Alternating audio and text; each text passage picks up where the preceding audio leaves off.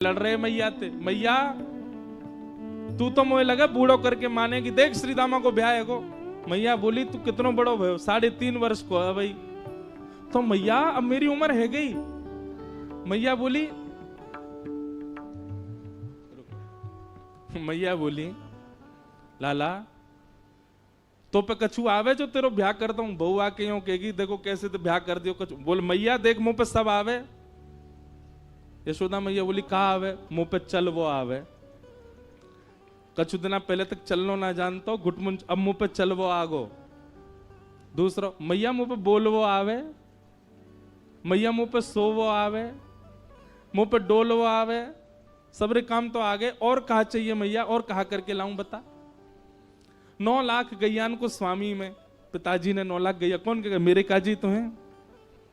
मैया बाबा को इकलो तो लाल में इतना बड़ा मेरो भवन, अब एक ही चीज की कमी है। कहा बोले एक बहू ना है बस मेरे पास, अब ब्याह करा दे मैया। और देख मैया श्रीदामा ब्याह करवे गयो है। मैया बोली बात मत बनाए कर, चल बैठ जा। मैया कछु काम में लगे, ठाकुर जी पीछे पीछे डोले मेरो ब्याह करा दे। मैया श्रीदामा की बहू आ गई, मेरी ना आई है, मेरो ब्याह करा दे। मैया ने जब नहीं सुनी तो ठाकुर जी रूठ के बोले मैया देख तू मेरो ब्याह करा दे, नहीं तो श्रीदामा की घर ले आऊंगा मैं, बउआ की बहू ले आऊंगा। मैया ने ठाकुर जी डांट फटकार के भगाए दिए। ठाकुर जी को पता चली श्रीदामा की बहू आ गई है। ठाकुर जी कूदते फांदते पहुंच गए श्रीदामा के पास। ब्याह है गो? बोले हाँ। बहू कहाँ है? बोले भीतर बैठी है। बोले मुंह दिखा दे। अरे लाला तेरी भाभी है, तू देख ले। बोले भाभी ना है वो बहू है। बोले बहू तो लाला मेरी है। ठाकुर जी बोले मोह तो ऐसा लोगो करती, बहू सबन की होए करे। श्रीदामा बोले लाला तेरी बात ऐसी है, तेरी तो भाभी है वो। बोले अच्छा ठीक है मैं देखता हूं, नहीं देखूं तो सही बहू हो मैं कैसी है, मेरा ब्याह होगा तो पहले तो पता रहेगी। हाँ लाला मिल। ठाकुर जी जैसे ही पहुंचे माधवी को पहले ही जाके बता दे। बोले श्रीदामा के परम मित्र श्री कृष्ण आ रहे हैं मिलवे। ओहो कृष्ण को नाम सुनते माने तो मुंह ढक लिया अपना। बोले जो वही है, जाते मैया ने कही मुंह छुपा के रखना है। ठाकुर जी ने खूब अनुनय विनय किया, हाथ जोड़े पाम पूज लिए। बोले भाभी ने एक मुंह दिखाए दो। नहीं दिखाए। ठाकुर जी बोले तू जाने ना आया भाई, मेरे मुंह को देख, मेरे मुंह देखवे के काजे करोड़न वर्ष की तपस्या करें, इतना नाम जप करें, उंगली घिस जाए तब वो मेरा मुंह ना देख पाए, और मैं तेरे आगे हाथ जोड़ खड़ा हूं तू देखना रही है। माधवी कुछ नहीं बोली। ठाकुर जी बोले ठीक है जा रहा हूं, तड़पेगी मुंह को देखवे के काज। चले गए।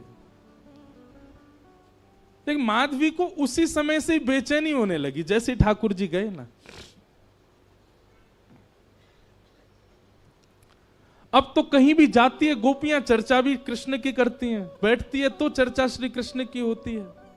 सब गोपियां आपस में बात करती हैं तो माधवी उनको समझाती है, अरे तुम कैसी कन्या हो, अपने पति के बारे में बात नहीं करती, वो उसके बारे में बात करती रहती हो। नंद जी को लाला ऐसा हो, नंद जी को लाला ऐसा हो। एक गोपी से यूं तक सुन ली माधवी ने कि वाकई उम्र अभी 3.5 वर्ष की है। तो माधवी बोली राम राम राम, शर्म नहीं आती? नेक सो बालक वाकु प्रियतम मानो तुम।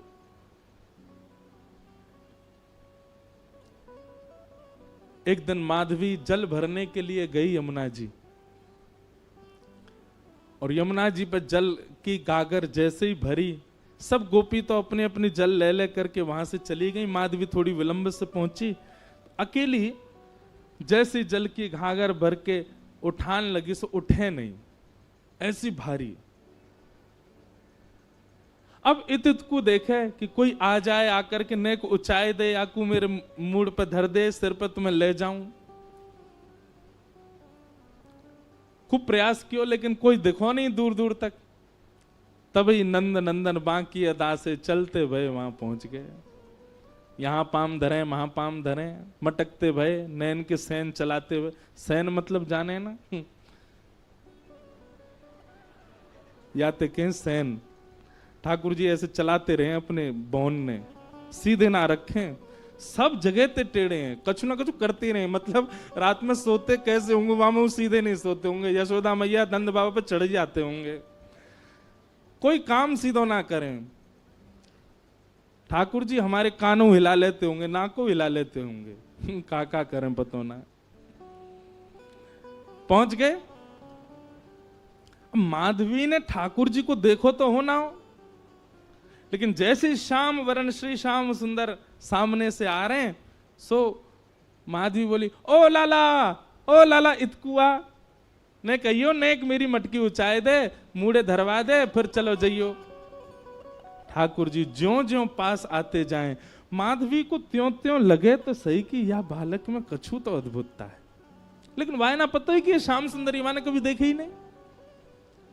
नेक देखे और फिर कछु काम करने लगे, लेकिन काम वाकई स्थिति ऐसी है गई कि वो और चीजन में को मन लगे नहीं रहो, वाकई नेत्र अपने आप फिर रहे हैं। एक बात याद रखना बंधुओं, ठाकुर जी ने जादना अनुभव करा दियो, इंद्रिय अपने वश में नहीं रहेंगी। आपके हाथ, आपके पाम, आपके कान, आपके नेत्र, आपकी जीव, आपकी नासिका, ये समस्त इंद्रियां, बुद्धि, मन सब हमारे वश में है। लेकिन जादना ठाकुर जी को नेक देर को भी साक्षात्कार भयो, सब ठाकुर जी को है जाएगा। अब माधवी कर तो कार्य रही है, नेक नेक मटकी को ऊंचाई हुई की प्रयास कर रही है, लेकिन वहां के मन में बार बार यावे नेक तो देखूं याकू, और फिर नजर घुमा के देखे और फिर खुद पे विचार करे, काई को देख रही हूं मैं, फिर अपना काम करने लगे, फिर काम कर, फिर नेक तो देखूं, फिर देखे और फिर देख करके फिर दोबारा अपने कार्य में, ऐसी स्थिति है गई। माधवी ने झटपट नेत्र बंद ही कर ली, बोले देखूंगी ही ना। पता ना क्यों इतना आकर्षण है रो है। ठाकुर जी आ गए। माधवी नेत्र बंद करके, लाला नेक ऊंचाई दियो, मटकी ऊंचाई दे, उठवाए दे। ठाकुर जी बोले, मेरे छोटे छोटे से हाथ मैं कैसे उठवाऊंगा। अब माधवी की स्थिति ऐसी कि रूप नहीं देख रही है, नेत्र बंद करके बैठी, पर ठाकुर जी का स्वर ऐसा लगा कि वो स्वर सुनते ही माधवी के चित्त में मानो कंपन जैसा हो गया। मैं एक बात कहा करता हूं कि आप नेत्रों से यदि बचना चाहो तो नेत्र बंद कर लो, ठाकुर जी को मत देखो, तो वो स्वर ऐसा बोल देंगे कि कानते उनके है जाओगे। कानन में रुई लगा लो, नेत्रन से देखेंगे नहीं, कान से सुनेंगे नहीं, तो उनके तन की सुगंधी ऐसी आवेगी कि वहां से उनके है जाओगे।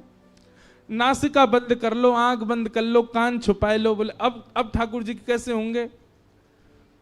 अपनी एक कनिष्ठ उंगली से ठाकुर जी आपके हाथ को छू देंगे, बस वह स्पर्श से उनके है जाओगे। कब तक बचोगे। आपकी इच्छा है तो सर्वांगीण इंद्रियां लगा दो तो ठाकुर जी के नहीं हो पाओगे। ठाकुर जी की इच्छा है गई तो वो आपकी एक भाव से आपको खींच लेंगे। माधवी ने नेत्र तो बंद कर लिए, लेकिन स्वर ऐसा बोलो कि अब पलक अपने वश में नहीं है, अपनी स्थिति में नहीं है, खुल गई अपने आप और देख लिए श्याम सुंदर। ऐसो मधुर मुस्कान, ऐसे नेत्र, ऐसी नासिका, आहा कहां कहें रूप की सीमा। लेकिन तुरंत माधवी बोले, हाँ लाला ऊंचाई दे। माधवी ने नेक हाथ लगायो।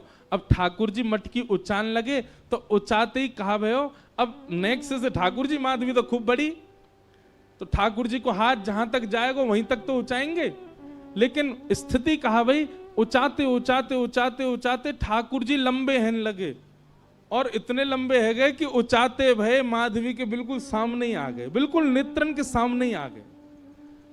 माधवी ने जब रूप देखो, गाढ़ करके ठाकुर जी माधवी को देख रहे हैं, माधवी ठाकुर जी को देख रही है।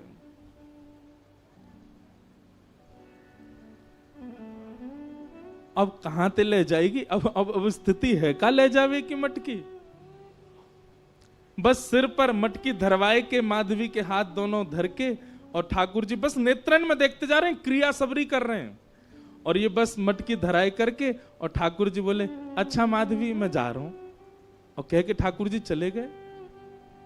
शाम तक ऐसे ही खड़ी रही। नेत्रों से अविरल आंसू बह रहे हैं, ना हिल रही है ना डुल रही है, कोई चेतना नहीं, कोई भावना नहीं। शाम को गोपी जब जल भरवी के काजी आई तो देखी मूर्तिमंत है करके माधवी खड़ी है। दिन भर से ऐसी खड़े हैवे के कारण वहां को रक्त तक रुक गयो हाथन को, नेत्र लाल पड़े हैं, मोटे मोटे अश्रु बिंद गिर रहे हैं। कोई गोपी ने जाकर के एक पानी को छिड़काव मुख पे किया, होश में आई, होश में आते ही गिर पड़ी। गोपी ने कही कहा भे हो? महादेवी बोली वो कहां है, वो कहां है? गोपी बोली कौन? अरे मेरी मटकी ऊंचाई के गए हो, ऐसे कमल जैसे नेत्र, ऐसी मधुर मुस्कान, पता नहीं क्यों उसके प्रति इतना आकर्षण हुआ। और बहन कहा कहूं को स्वर सुनकर के तो मैं अपने वश में ही नहीं रह पाई। कृष्ण नाम जब ते श्रवण सुनो रियाली, भूली री भवन में तो बाबरी भई रे। और इस पद की सबसे सुंदर पंक्ति मुझे लगती है, रोम रोम हो मैं तो श्रवण मई रे। मानो मैं कान बंद कर लूं तो कब तक करूं, मेरे रोम सुन रहे हैं उनका नाम, मेरे रोम पुकार रहे हैं उसको, मेरे रोम देख रहे हैं कि वो कहां चला गया।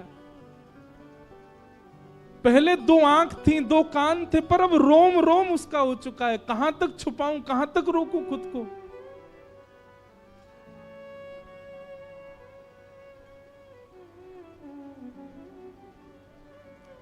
इसी भाव को चतुर्भुज दास जी कह रहे हैं, जुवती जनमन फंदना अंबुज नयन विशाल।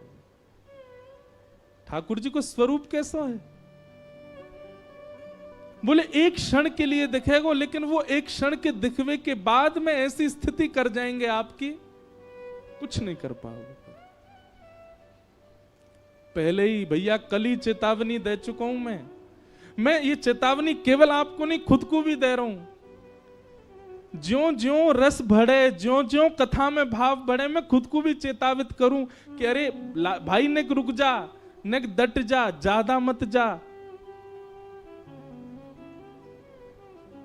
क्योंकि गोपी की स्थिति, हम बात करने तो बैठ गए गोपियों की, पर उस स्थिति में जाना कोई खतरे से खाली नहीं है। संसार के लिए खतरा है वो, आप कोई के नहीं रह पाओगे फिर।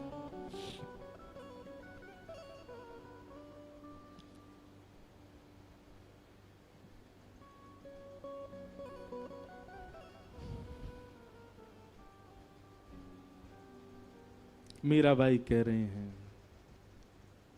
जादू करके,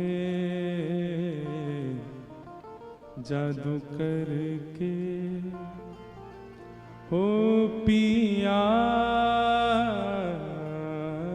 कित गयो, जादू करके, जादू करके,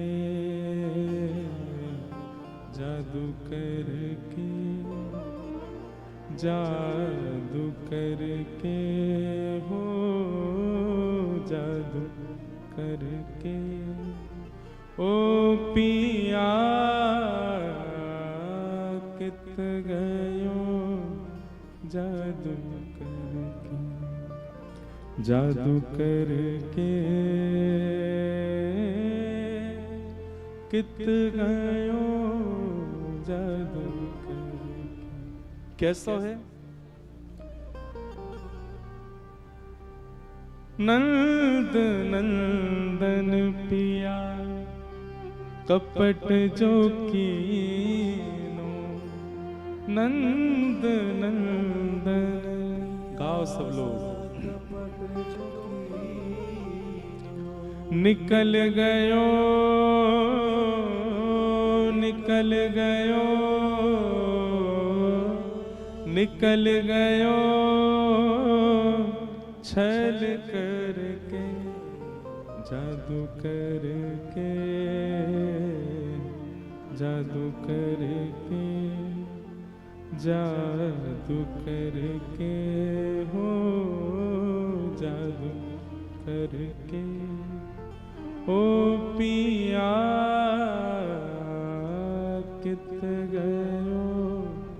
जादू करके, जादू करके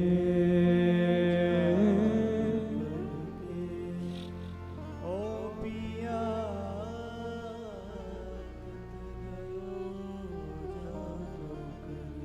मोर मुकुट पीतांबर सोहे, मोर मुकुट पीतांबर सोहे, मोर मुकुट पीतांबर सोहे, मोर मुकुट पीतांबर सोहे। और ये शब्द, ये पंक्ति मीराबाई की अद्भुत है। कबहू न मिले, कबहू न मिले, कबहू न मिले अंग भर के, जादू करके, जादू करके। मीराबाई की इस पंक्ति से एक भाव समझ में आता है कि ठाकुर जी जब सन्मुख आते हैं ना, तो इच्छा ये होती है कि इनको अंग भर के हम पकड़ लें। पहले तो जी भर के देख लें, जी भर के सुन लें, और जब सबसे बस ये स्थिति है व्यवहारी होगी कि बस अब चक्कर आ रहे हैं, हम गिरे ही जाएंगे, बस इच्छा होवे कि ये हमको अंग से लगा लें। ऐसे चतुर हैं ठाकुर जी, केवल हाथ मिला के चले जाएंगे। तो अब जीवन भर यही रहेगा कि हाथ ही क्यों मिला के गए, या तो मिलाते ही नहीं, और मिलना ही हो तो फिर अंग भर के मिलते ना, एक बार हृदय से लग जाते। कबहू न मिले, कबहू न मिले, कबहू न मिले अंग भर के, जादू करके, जादू करके, जादू करके हो, जादू करके।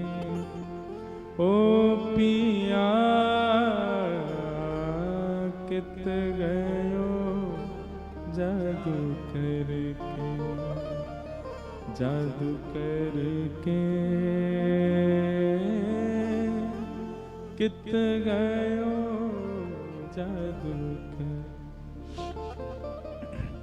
मेरा दासी शरण जो आई, मेरा दासी शरण जो आई, मेरा दासी शरण जो आई, मेरा दासी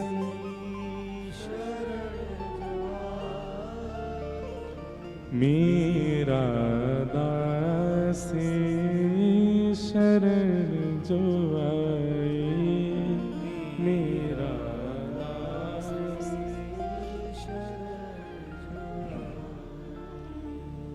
मेरा दासी शरण जो आई, चरण कमल, चरण कमल, चरण कमल चित धर के, जादू करके, जादू करके, जादू करके हो, जादू करके हो पिया कित गयो, जादू करके, जादू करके कित गयो,